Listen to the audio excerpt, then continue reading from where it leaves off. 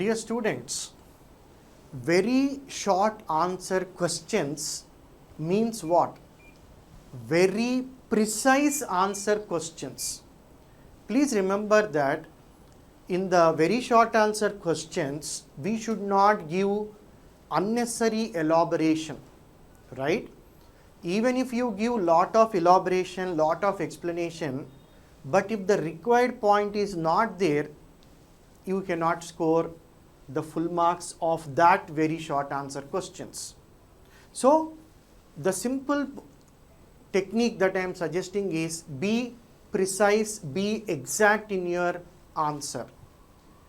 మనం ఎప్పుడైతే ఈ వెరీ షార్ట్ ఆన్సర్ క్వశ్చన్స్కి ఆన్సర్ ప్రజెంట్ చేస్తామో question to the point answer రాయాలి. ఎక్కువ ఎక్స్ప్లెనేషన్స్, ఎక్కువ ఎలాబరేషన్స్ అనేవి ఉండకూడదు. At the same time required పాయింట్ని కూడా మనము మర్చిపోకుండా అందులో ప్రజెంట్ చేస్తే సరిపోతుంది. సో దీనికోసం మనం ఏం చేయాలి, ఒక్కసారి very short answer questions prepare అవుతున్నప్పుడు చిన్నగా రైటింగ్ ప్రాక్టీస్ చేసినా మనకి ఈజీగా గుర్తుంటుంది, ఎగ్జామ్లో కూడా చక్కగా రాయగలుగుతాం. So let us begin with the very first question of this very short answer questions. The question is, what are the fundamental forces in nature? నేచర్లో ఉన్నటువంటి ఫండమెంటల్ ఫోర్సెస్ ఏంటి? So you all know that there are 4 fundamental forces. So మనము దీనికి ఆన్సర్ని ఒక tabular ఫామ్లో ఇచ్చినా సరే లేదా పాయింట్ బై పాయింట్ రాసినా సరే, ఎట్లా మీకు కన్వీనియంట్ అయినా కూడా నో ప్రాబ్లం, బట్ పాయింట్ అయితే ఉండాలి. So first one gravitational force, second is week nuclear force, third is electromagnetic force, the fourth is the strong nuclear force. అయితే ఇక్కడ వీక్ న్యూక్లియర్ ఫోర్స్ ఉంది కదా అని ఇది అన్నిటికంటే వీకెస్ట్ ఫోర్స్ అని మాత్రం అనుకోకండి. It is stronger than gravitational force. అన్నిటికంటే నేచర్లో strongest force is the strong nuclear force, weakest is the gravitational force. Just అది మైండ్లో పెట్టుకోండి. ఒక్కోసారి అట్లా కంపారిజన్లో కూడా అడగచ్చు క్వశ్చన్. ఇక్కడ మనం రిలేటివ్ స్ట్రెంగ్త్ చూడండి, 10⁻−39, 10⁻−13, 10⁻−2 and 1. This is the strongest. Range అంటే ఏంటంటే ఎంత దూరం వరకు ఈ ఫోర్స్ అనేది ఆపరేట్ అవ్వగలుగుతుంది, up to what distance this forces are effective. That means gravitational ఏమో infinite, no limit. Weak nuclear ఫోర్స్కి వచ్చేటప్పటికి మాత్రం the limitation is there, very short and sub nuclear size మాత్రమే, అంటే of the order of only 10⁻−16 meter వరకే ఈ forces అనేవి operate అవుతాయి, weak nuclear force. Electromagnetic force కూడా ఏంటంటే గ్రావిటేషనల్ ఫోర్స్ లాగానే ఇన్ఫైనైట్ రేంజ్ ఉంటుంది. అండ్ స్ట్రాంగ్ న్యూక్లియర్ ఫోర్స్ కూడా it is short range force only and of the order of nuclear size 10⁻−15 meter. ఇక్కడేమో మనం సబ్ న్యూక్లియర్ సైజ్, ఇక్కడేమో nuclear size. ఈ యొక్క వర్డింగ్ డిఫరెన్స్ కూడా try to remember. And this gravitational force will operate among what అంటే all the objects in the universe. మీకు తెలుసు there will be a force of attraction between any 2 bodies in the universe. Newton's law of universal gravitation చదువుతారు. అట్లాగే weak nuclear force, some elementary particles, particularly electron and also the neutrino. మరి electromagnetic force దేంట్లో act అవుతుందండి అంటే charged particles. And what about the strong nuclear force? Yes, nucleons. Nucleons అంటే ఏంటండి మీకు తెలుసు, the nucleus which is there at the centre of the atom, whichever particles are there in the nucleus they are called as the nucleons. న్యూక్లియస్లో ఉండే పార్టికల్స్ని మనం ఏమంటాం? Nucleons. అట్లాగే హెవియర్ ఎలిమెంటరీ పార్టికల్స్లో కూడా మనము దీన్ని అబ్జర్వ్ చేయవచ్చు, ఏది స్ట్రాంగ్ న్యూక్లియర్ ఫోర్స్ అనేది.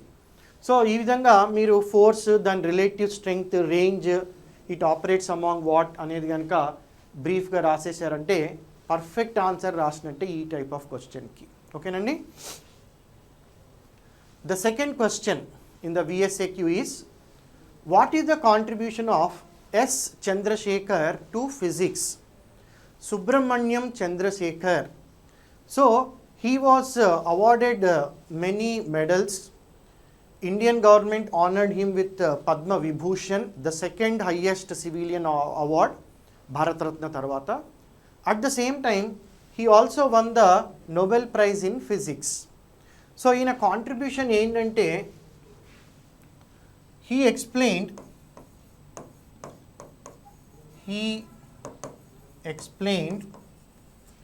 the limit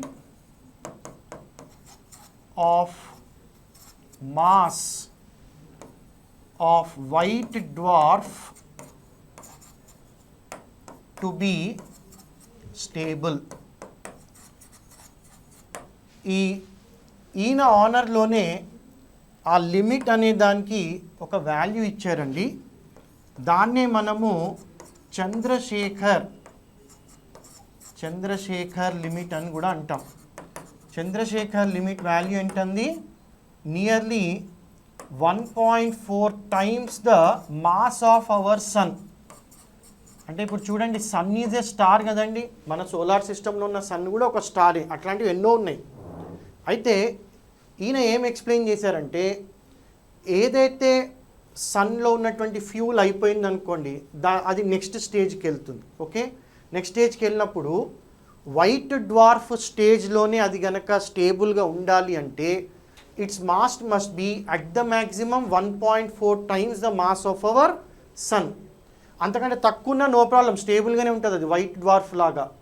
కానీ ఈ మాస్ కనుక ఆ వైట్ డ్వార్ఫ్ స్టేజ్లో దాని మాస్ కనుక more than 1.4 times the mass of the sun ఉన్నప్పుడు it will not be stable. అది సూపర్నోవా ఎక్స్ప్లోజన్ కిందైనా మారచ్చు, న్యూట్రినో స్టార్ కిందైనా మారచ్చు, కొన్ని బ్లాక్ హోల్స్ కింద కూడా కన్వర్ట్ అవుతాయి అన్నమాట. అంటే ఈ stability factor of the white dwarfs అనేది ఆయన చాలా డీటెయిల్డ్గా డిస్కస్ చేయడం, ఎక్స్ప్లెయిన్ చేయడం అనేది చేశారు. Okay, let us see the third one of the VSAQs. What are the different types of errors that can occur in a measurement? So ఇక్కడ మనకి 3 types of errors ఉంటాయండి. ఆ 3 types of errors కూడా మనం mention చేయాలి. ఇక్కడ మీరు ఒకటే గుర్తుపెట్టుకోండి, మనం ఇప్పుడు డిస్కస్ చేసేటువంటిది మిమ్మల్ని యాజ్ ఇట్ ఈస్గా బై హార్ట్ చేసి ఎగ్జామ్లో రీప్రొడ్యూస్ చేయడానికి కోసం కాదు. మీకు క్వశ్చన్ ఎలా వస్తుంది, ఆ క్వశ్చన్ మీనింగ్ ఎట్లా మనం ఇంటర్ప్రెట్ చేసుకోవాలి, ఆన్సర్ ఎట్లా ప్రజెంట్ చేయాలి అనే విధానం కూడా అలవాటు అయిపోయింది అనుకోండి, ఎలాంటి క్వశ్చన్ వచ్చినా కూడా మీరు సబ్జెక్ట్ నేర్చుకొని ఉంటారు కాబట్టి చక్కగా పర్ఫెక్ట్గా రాయగలుగుతారు. అవునా? ఓకే, చూడండి, what are the different types of errors. First మనం టైప్స్ ఆఫ్ ఎర్రర్స్ అని హెడ్డింగ్ పెట్టేసి రాయాలి. ఏంటది? ఫస్ట్ వన్ వచ్చేసి సిస్టమాటిక్ ఎర్రర్స్. సెకండ్ వన్ వచ్చేసి gross errors and other one, third one వచ్చేసి ర్యాండమ్ ఎర్రర్స్. ఈ రకంగా మనకి 3 types of errors are there.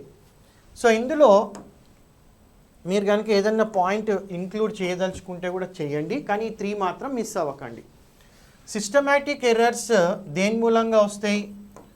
Due to problem in precision. ఏదైతే మనం ఇన్స్ట్రుమెంట్స్ అవి వాడతామో ఆ ఇన్స్ట్రుమెంట్స్లో అయినా ప్రాబ్లం ఉండొచ్చు, లేదా methodology of usage of the ఇన్స్ట్రుమెంట్లో అయినా ప్రాబ్లం ఉండొచ్చు. సో దాన్ని బట్టి అక్కడ మనకి ప్రాబ్లమ్స్ ఏవైతే అరైజ్ అవుతాయో వాటిని మనం ఏమంటాం? Systematic errors. అట్లాగే గ్రాస్ ఎర్రర్స్ అనేవి డ్యూ టు హ్యూమన్ ఎర్రర్ అన్నమాట. అంటే ఈ హ్యూమన్ ఎర్రర్ ఎలాంటిది జరగచ్చు అంటే, అబ్జర్వేషన్లో ఫాల్ట్ ఉండొచ్చు, లేదా ఒక వాల్యూని ఒక దగ్గర నుంచి ఇంకో దగ్గర రాసేటప్పుడు మనం జనరల్గా చూడండి, క్యాల్కులేషన్స్ చేస్తున్నప్పుడు కూడా పైన 10 ఉంటే కింద 100 వేసుకోవడమో ఏదో అట్లాంటి ఎర్రర్స్ జరుగుతూ ఉంటాయి. అవునా? అట్లాంటివన్నీ కూడా గ్రాస్ ఎర్రర్స్ కింద వస్తాయి అన్నమాట. అంటే purely due to human error. అంటే ఎవరైతే మెజర్మెంట్ చేస్తున్నారో ఆ పర్సన్ యొక్క తప్పిదం వల్ల అరైజ్ అయ్యేటువంటి ఎర్రర్స్ని మనం ఏమంటాం?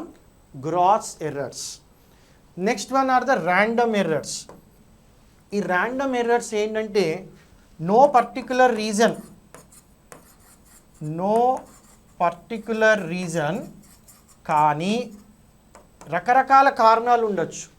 ఎట్లా అంటే ఫర్ ఎగ్జాంపుల్ మనము ఏదైనా ఒకటి మెజర్ చేస్తున్నాం అనుకోండి, అప్పుడు హ్యూమిడిటీ కనుక దాన్ని ఎఫెక్ట్ చేసే పరిస్థితి ఉన్నప్పుడు మనం తక్కువ హ్యూమిడిటీ కండిషన్లో ఎక్కువ హ్యూమిడిటీ కండిషన్లో మెజర్ చేసినప్పుడు వేరియేషన్ వచ్చేస్తుంది.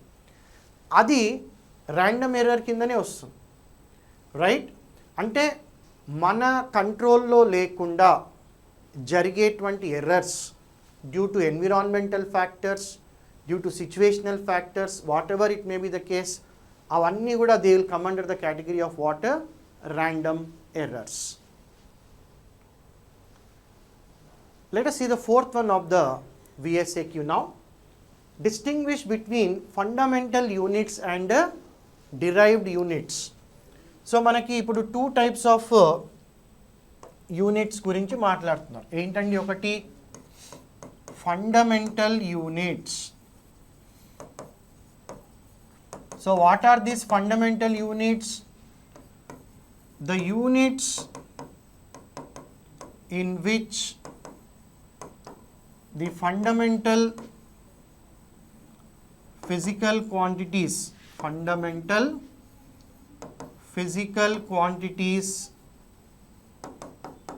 are measured, okay, are called fundamental units.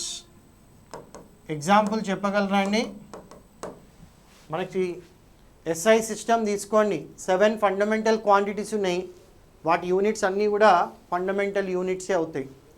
Example meter, it is a fundamental unit. Length రాయొద్దండి, ఎందుకంటే లెంగ్త్ రాస్తే మిస్టేక్ అయిపోతుంది. అది లెంగ్త్ అనేది ఫండమెంటల్ క్వాంటిటీ, దాని యూనిట్ మీటర్ రాయాలి. అట్లాగే mass unit kilogram, time unit second, electric current unit ampere, luminous intensity candela, thermodynamic temperature kelvin, right? So ఇట్లా మనము యూనిట్స్ని మెన్షన్ చేసుకోవచ్చు. అట్లాగే డిరైవ్డ్కి వచ్చేటప్పటికి what will you write about the derived units? Yes please, ఈజీగా చెప్పచ్చు మీరు ఈ definition. The units in which the derived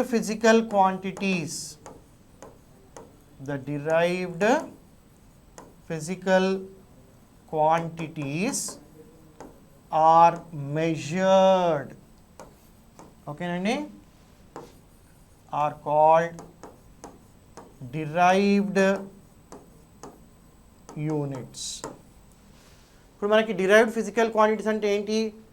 they depend on other physical quantities. For example చూడండి, ఏరియా తీసుకోండి, ఏరియా యూనిట్ ఏమవుతుంది in the SI system? Metre square, అవునా? Suppose velocity తీసుకోండి, metre per second. Density తీసుకోండి, మాస్ బై వాల్యూమ్ కదా, దాని unit ఏమవుతుంది? kg metre cube. Like that you can mention. So మనకి ఏవైతే ఫండమెంటల్ యూనిట్స్ ఉన్నాయి, డిరైవ్డ్ యూనిట్స్ ఉన్నాయో యూనిట్స్ మాత్రమే రాయాలి. ఇంకొకటి ఇప్పుడు మీరు గమనిస్తే కనుక మనకి ఏదైతే 7th ఫండమెంటల్ క్వాంటిటీ ఉందో అది అమౌంట్ ఆఫ్ సబ్స్టెన్స్, దాని యూనిట్ ఏంటండి? మోల్, MOL, మోల్ రాయొచ్చు. సో పొరపాటున కూడా ఫండమెంటల్ యూనిట్ ప్లేస్లో ఫండమెంటల్ క్వాంటిటీ అని రాయకండి. అట్లాగే ఫండమెంటల్ క్వాంటిటీ అడిగారనుకోండి బై ఛాన్స్, ఫండమెంటల్ యూనిట్ గురించి రాయకండి. సో ఆ వర్డ్స్ని మనం చాలా చాలా జాగ్రత్తగా అబ్జర్వ్ చేసి ఆన్సర్ రాయాలి, ఓకేనా? మనం ఆల్రెడీ మాట్లాడుకున్నాం, very short answer questions are nothing but what? Very precise answer questions.